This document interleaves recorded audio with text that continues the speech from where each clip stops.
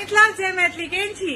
तऽ आइ जेना कि ओठगन भऽ गेल, एखन बाजि रहल अछि 4 और हम सब उठि गेल छी ओठगन करे ला। तऽ देखियो हमरा सबके पात लागि गेल, दही चूड़ा पड़ि गेल और सब ओठगन करे लगलो और इहो ओठगन करे ला उठि गेला। और हमर बौआ की कर रहल छी, की करे छी,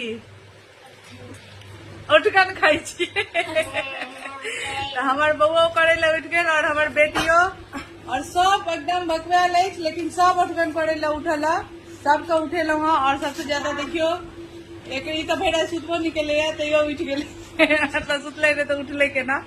और हमहू तो देखियो चूड़ा दही चीनी अचार और मिर्चाई जे अमट खाई छी से अमटो खायल जाइत अछि आइ ओठगन में। और अंगैठ के लोग कहे छै जे पानि पीबैया, जे कि खंभा लागि के जे भै के लेल आइ होइ छै ओठगनिया।